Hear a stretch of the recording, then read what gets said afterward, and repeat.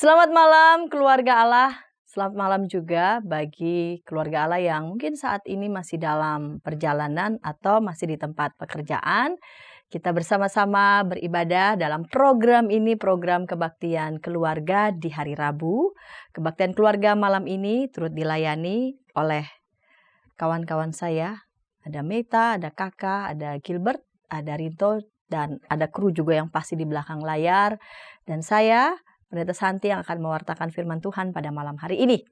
Mari bersama-sama kita bernyanyi memuji Tuhan seluruh dunia. Hai, nyanyikanlah.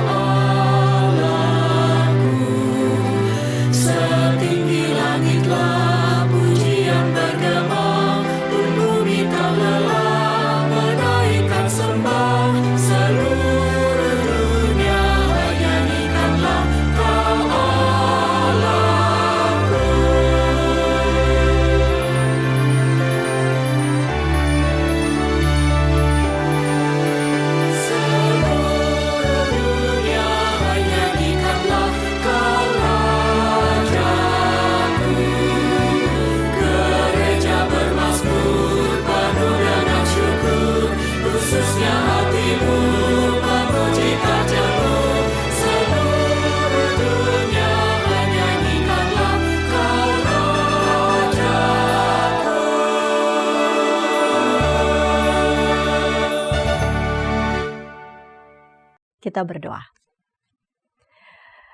Tuhan Allah kami, malam hari ini kami mau bersama-sama beribadah. Berkatilah ibadah kami, baik kami yang ada di sini, anak-anak Tuhan yang ada di rumah, maupun juga anak Tuhan yang saat ini masih berjuang dalam perjalanan dan juga di tempat pekerjaan. Kami percaya ibadah ini kami boleh nikmati, dan melalui ibadah ini kami boleh berjumpa dengan kebesaran Tuhan. Amin. Di media sosial begitu banyak muncul konten berisi kata-kata bijak. Nah, kata-kata bijak saya kasih tanda petik. Karena tidak semua yang kita pikir kata-kata bijak, sungguh bijak dalam pengertian sesuai dengan firman Tuhan. Konten-konten yang seperti ini dapat diakses siapa saja, termasuk oleh orang-orang Kristen, dan bisa saja digemari. Apa yang menjadi standar hidup sebagai orang Kristen? Matius 5 ayat 1-12 dikenal sebagai ucapan bahagia. Dan seperti apakah orang Kristen yang berbahagia itu? Berbahagialah orang yang miskin di hadapan Allah, karena merekalah yang punya kerajaan surga. Apa maknanya? Bagaimana mungkin sih orang yang berbahagia adalah orang yang miskin? Mari kita temukan jawabannya dalam pewartaan firman Tuhan yang sebentar lagi kita dengarkan. Dan sebelum mendengarkan firman Tuhan, mari kita bernyanyi Mazmur 15.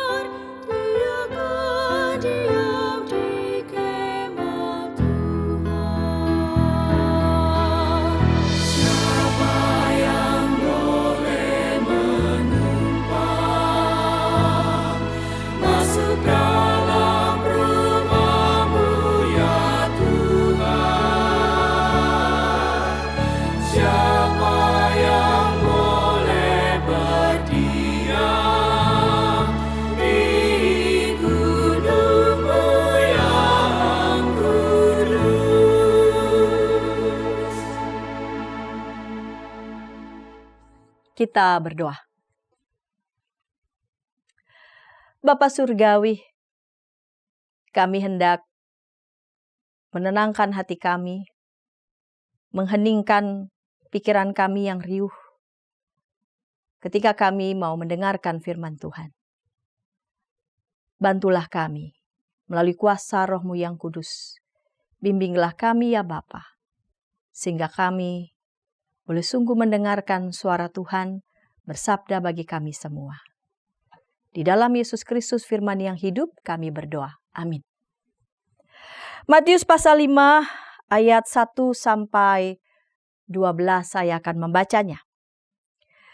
Ketika Yesus melihat orang banyak itu, naiklah ia ke atas bukit. Dan setelah ia duduk, datanglah murid-muridnya kepadanya. Yesus pun mulai berbicara dan mengajar mereka, katanya, "Berbahagialah orang yang miskin di hadapan Allah, karena merekalah yang punya kerajaan surga.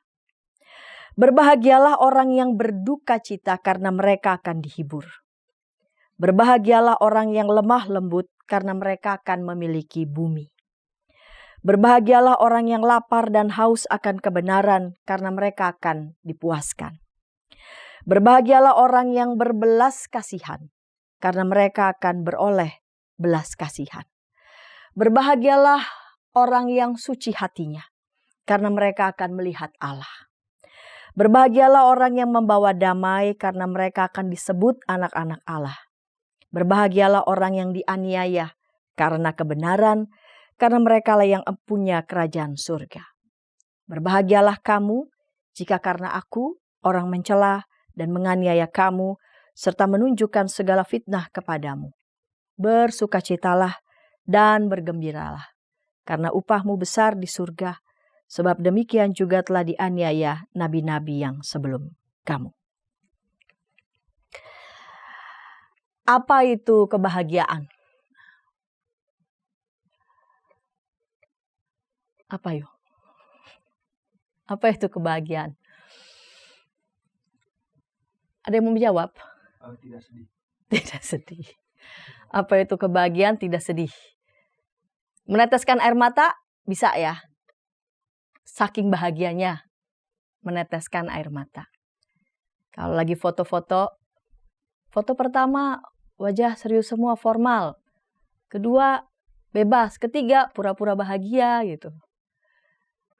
Entah kenapa isu tentang kebahagiaan itu isu yang cukup kuat.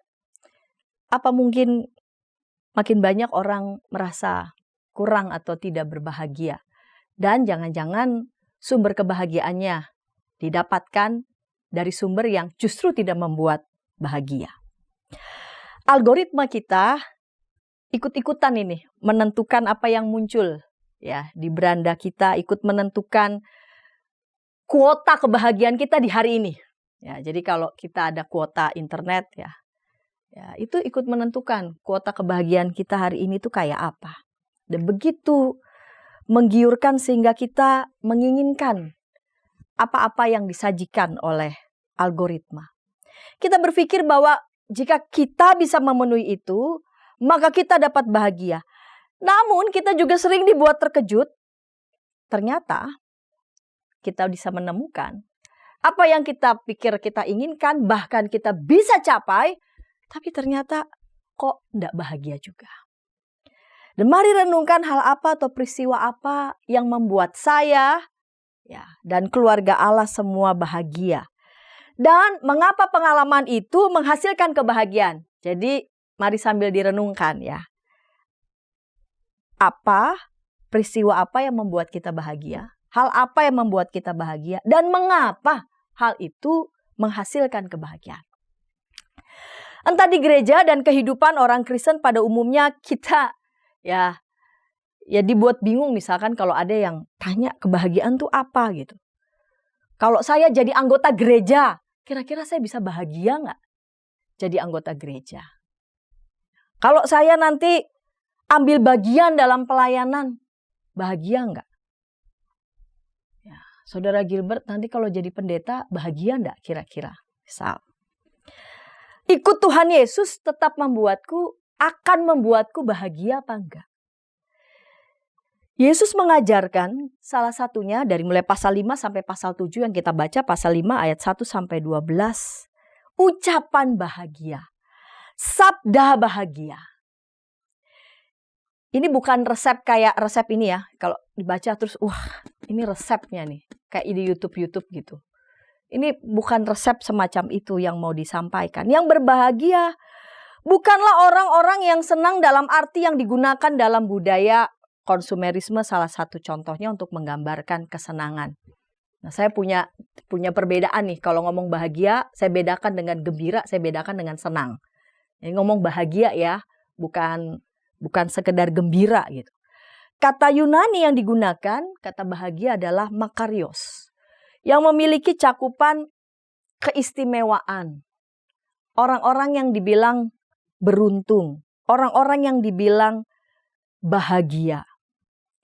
Situasi ketidakadilan ketika Yesus mengucapkan ini, menyampaikan sabda bahagia ini, di dalam konteks ada begitu banyak orang yang pada saat itu mendengar datang dalam situasi enggak baik-baik saja. Enggak. Capek iya, menderita iya, dijajah iya, suruh bayar pajak makin menjepit iya, ya. Dan mereka datang itu dengan harapan ingin terlepas, ingin bebas, ya. Ingin bisa melakukan ini dan itu. Bahkan mereka diam-diam juga ingin mendambakan berada dalam posisi-posisi yang mereka tandai ini posisi yang enak, ini posisi yang kuat. Karena dengan posisi itu membuat hidup mereka tuh rada lebih baik. Agak lebih baik lah sedikit. Gitu. Keinginan bahagia yang mereka harapkan karena kondisi mereka itu udah kayak serba salah gitu. Bikin ini salah, bikin itu salah, mau melakukan ini gak bisa, mau melakukan itu gak bisa. Di hadapan mereka, prinsip-prinsip nilai kehidupan tuh kayak ditabrak-tabrak.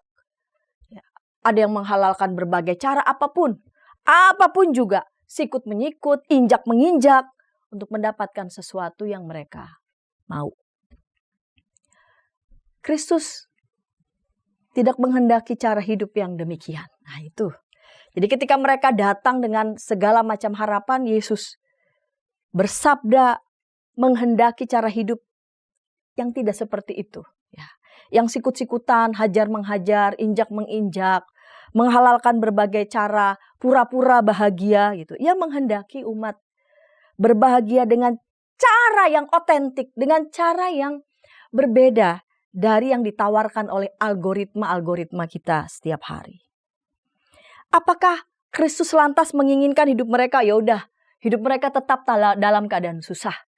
Karl Marx pernah bilang agama itu candu bagi masyarakat. Ngomonginnya sabar terus, maksudnya supaya tetap begitu, tetap kondisinya terus menderita. Jadi seolah-olah agama turut melanggengkan hidup terus dalam penderitaan. Ya, nggak apa-apa, susah. Ya, seolah-olah Yesus mau bilang ini pembenaran untuk nggak apa-apa, tetap susah. Enggak gitu, keluarga Allah sekalian. Enggak, sama sekali enggak. Itu namanya memanipulasi. Dan tidak demikian yang dimaksudkan. Melainkan agar umat memiliki fondasi kebahagiaan yang kokoh. Kebahagiaan yang benar. Jadi kalau mau bangun rumah, mau mendidik anak mau seperti apa, ini dia. Fondasinya kudu diapain ini, mesti diapain. Umat memiliki fondasi kebahagiaan yang kokoh dan benar. Kebahagiaan yang dialami dengan tidak bergantung pada situasi yang eksternal. Ya. Kalau bergantungnya pada situasi yang eksternal ya jadi rada mudian. Nanti bentar ini lagi happy semua makan, nanti apa dikit lalu kemudian bete lagi. Lalu wah disentil itu dikit. Waduh, ini semua bergantung pada eksternal. Gitu ya. Ini orang yang mudah sekali diprovokasi oleh situasi-situasi eksternal. Dirinya itu tidak bisa ajak gitu, tidak bisa kokoh. Karena belum solid, karena belum ajak fondasi kebahagiaannya. Contoh, aku bahagia misalkan mencitrakan aku sukses kalau aku bisa bergaul bersama orang-orang tertentu. Jadi foto bersama, fotonya sama siapa dulu nih. Gitu ya. Bisa bersama dengan orang terkenal gitu ya. Wah, orang bilang, kenal di mana? Setelah itu dapat apa nih ya? Lalu sikut menyikut demi mendapatkan posisi yang aman. Serobot hak orang lain misalkan. Bukankah orang-orang yang demikian justru sedang membuat diri mereka enggak bahagia malah. Karena diri mereka dijerat oleh berbagai macam hawa nafsu. Yang berbahagia adalah ini. Yang miskin di hadapan Allah. Berbahagialah orang yang miskin di hadapan Allah. Apa yang dimaksud dengan berbahagialah? Berbahagialah orang yang miskin di hadapan Allah. Mata Tuhan tertuju pada orang-orang yang tidak merasa bahwa kepemilikan pada harta dunia adalah segala-galanya. Ya, jadi biasa aja gitu ya. Ya, saat ini lagi nikmati makanan banyak, oke ya. Besok kalaupun enggak ya nggak apa-apa gitu. Relax saja. Di hadapan berbagai kenikmatan tuh relax gitu ya. Biasa aja. Enggak serba kepengen banget. Tapi tidak merasa bahwa kepemilikan pada harta duniawi itu segala-galanya. Dan benar-benar mesti dipegang terus-menerus. Mata Tuhan tertuju pada orang-orang yang menyadari dirinya siapa sesungguhnya ia di hadapan Allah. Yang ia tuju cuma kehendak Allah. Harta dan sebagainya itu cuma alat, cuma instrumen saja. Tapi yang dituju hanya Allah. Dia sadar siapa dirinya di hadapan Allah. Berbahagialah yang berduka cita karena mereka akan dihibur. Mata Tuhan tertuju pada orang yang berduka cita sebab mereka justru diberikan kekuatan dan kelegaan. Berbahagialah orang yang lemah lembut. Mata Tuhan tertuju pada orang yang lemah lembut. Di hadapan dunia orang yang lemah lembut itu dianggapnya gak berdaya. Cemen banget sih kamu misalkan gitu. Cemen banget sih. Oh kamu mau aja misalkan dibegitukan gitu ya. Dibentak lagi kon, atau diapain lagi begitu ya. Kamu terlalu cemen gitu. Kelemah lembutan hati diartikan dengan ketidakberdayaan. Tapi kelemah lembutan hati artinya hatinya itu tidak dikuasai oleh kemarahan. Tidak dibiarkan kemarahan itu menguasai dirinya, mengambil tempat bagi dia untuk mengambil tindakan. Kebengisan, realitas kebengisan yang ada dalam hidup yang dia lihat itu tidak membuatnya sama sekali lalu kemudian menjadi terpengaruh. Kualitas hatinya tidak kemudian menjadi penuh kemarahan, penuh kebencian, melainkan kelemah lembutan. Mata Tuhan tertuju pada orang-orang itu. Mata Tuhan tertuju pada yang berbelas kasihan. Berbahagialah orang yang berbelas kasihan, karena mereka akan berboleh belas kasihan. Yang mengasihi akan menerima kasih Allah. Mata Tuhan juga tertuju pada mereka yang membawa damai, bukan yang mengibarkan bendera kekerasan. Berbahagialah orang yang lapar dan haus akan kebenaran. Kebenaran yang mengacu pada kerinduan untuk melakukan pembaruan pada tatanan dunia sekitar yang bisa diubah agar sumber daya yang ada itu terdistribusi secara merata. Mereka yang lapar dan haus akan kebenaran adalah mereka yang mau hidup terus-menerus berjuang membarui tatanan agar orang-orang bisa hidup secara manusiawi. Mata Tuhan tertuju pada mereka. Mata Tuhan tertuju pada orang-orang dalam segala pun kebercukupannya, tapi rindu untuk melakukan yang benar. Berbahagialah orang yang suci hatinya. Mata Tuhan tertuju pada orang-orang yang mengikuti kehendak Tuhan dalam pikiran dan perbuatannya. Mata Tuhan tertuju. Berbahagialah mereka yang dianiaya demi kebenaran. Bila mana ada orang yang mencaci maki, atau kita mungkin belum sampai ya di persekusi ya. Belum sampai lah. Tetapi setidaknya kita bisa menyadari bahwa ketika kita berupaya untuk hidup dalam kebenaran kasih Tuhan, setidaknya bisa saja ada orang yang nyinyir. Ya. Yang nyinyir, yang masih laku ya, yang model-model begitu. Setidaknya kita akan dengarlah nyinyiran-nyinyiran yang model-model begitu.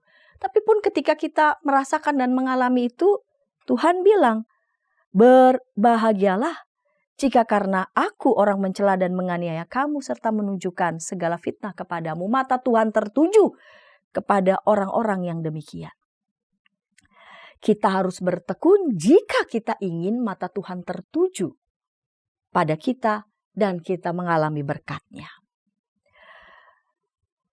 Nilai kerajaan Allah, sabda bahagia ini adalah tatanan nilai kerajaan Allah yang Tuhan kehendaki, yang disampaikan oleh Yesus Kristus, dan itu tetap relevan sampai kapanpun. Belas kasihan salah satu contoh itu menjadi nilai hidup yang sangat penting dan dirindukan di dunia ini. Belas kasih. Ketika justru yang dipertontonkan tuh nggak ada belas kasih. Lemah lembut menjadi pembawa damai. Di tengah kecenderungan orang maunya perang terus atas nama apapun. Kekerasan. Cara hidup yang membawa damai, cara hidup berbelas kasih itu dirindukan pun di era ini. Yang perlu kita renungkan, gumuli, perhatikan, apakah kita bersandar pada hikmat dunia, berbalut motivasi, kalimat-kalimat motivasi yang seolah-olah bijak, namun justru mengesampingkan hikmat Allah. Sabda bahagia memang bukan lagi tadi resep instan, cespleng. Jika ingin tiba-tiba jerawatmu hilang misalnya, segera pakai ini gitu. Waduh. Cespleng, tidak seperti itu. Ya, karena berhati-hatilah pada setiap resep-resep yang cespleng. Itu biasanya resikonya juga enggak kalah hebatnya juga. Pada resep-resep praktis yang menurut kita oke, tapi justru seringkali membawa kita terperosok pada lumpur yang makin menyedot kita ke dasar nafsu kejahatan dan membuat kita justru hidup tidak bahagia. Kristus telah menebus dosa saya dan saudara di kayu salib. Salib di hadapan dunia juga itu cemoohan, lambang kebodohan. Tetapi justru bagi orang percaya yang percaya pada Kristus, salib justru sebuah anugerah yang indah. Nggak peduli itu pada penilaian yang seperti itu. Kristus membalikan nilai salib justru menjadi sebuah anugerah yang indah. Dalam anugerah Kristus kita diundang menjadikan hikmat Allah itu sebagai fondasi landasan hidup dari hari ke hari. Dengan demikian kita mengalami kebahagiaan di dalam Kristus. Memilih bertekun dalam hikmat Allah adalah sebuah pilihan untuk mengalami kebahagiaan yang benar. Amin. Saat hening untuk kita.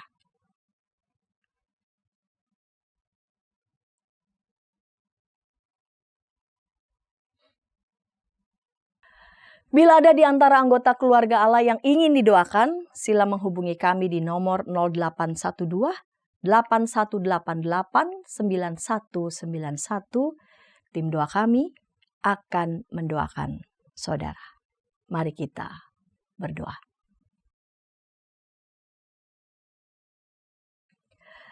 Sabda bahagia, ucapan bahagia yang tadi kami baca adalah tatanan nilai kerajaan Allah yang tetap relevan pun sampai pada era ini, sampai pada abad ini.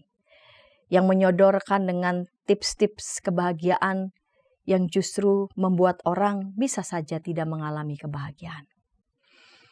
Tuhan, matamu tertuju pada orang-orang yang berbelas kasih, pada orang-orang yang haus akan kebenaran, pada orang-orang yang berduka cita karena kepada merekalah Engkau memberikan kekuatan dan kelegaan.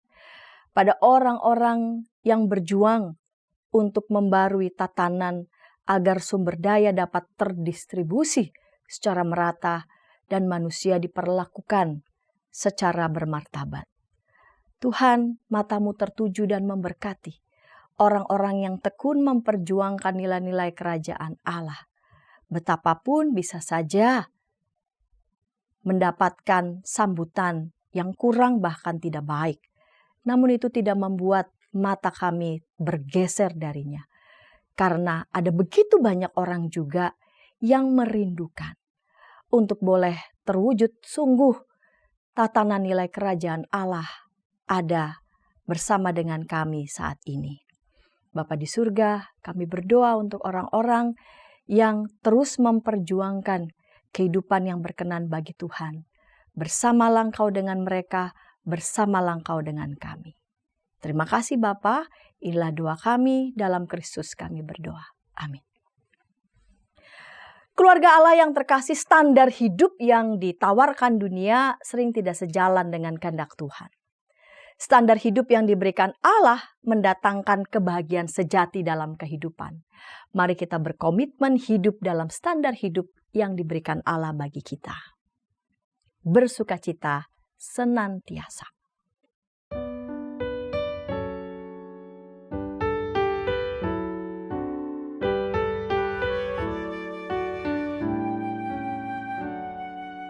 Bersukacita senantiasa, bersukacitalah tetap berdoa.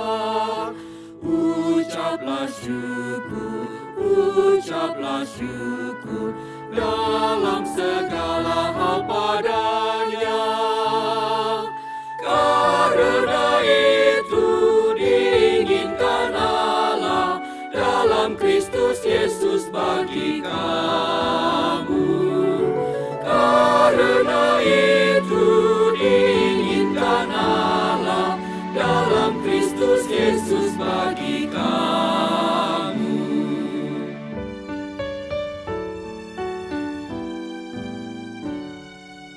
Hendaklah kamu perhatikan,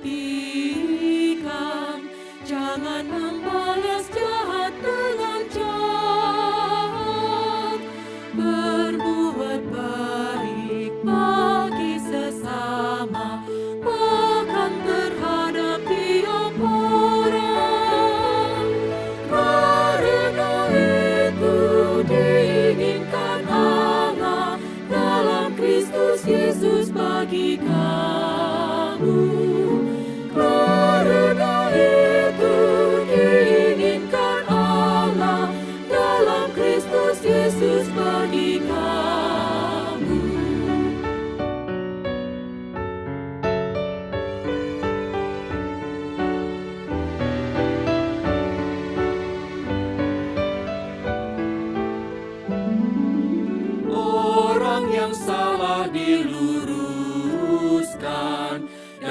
orang tawar hati dihiburkan, orang lemah pun harus dibela, sabar dengan semua orang. Karena itu diinginkan Allah dalam Kristus Yesus bagi kamu. Karena itu diinginkan Allah dalam Kristus Yesus bagi kamu.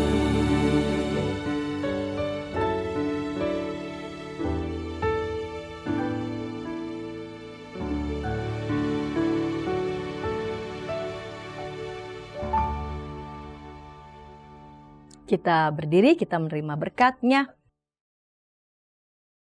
Anugerah Tuhan Yesus Kristus, belas kasih Allah Bapa dan persekutuan di dalam Roh Kudus menyertai kita sekalian. Amin.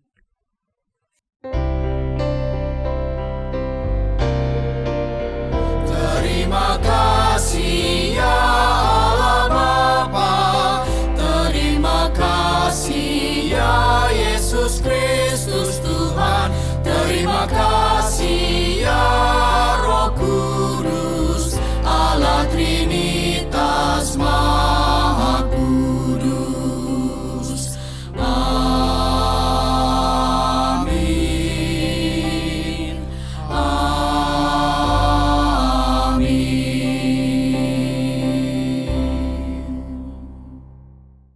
Saat teduh sejenak.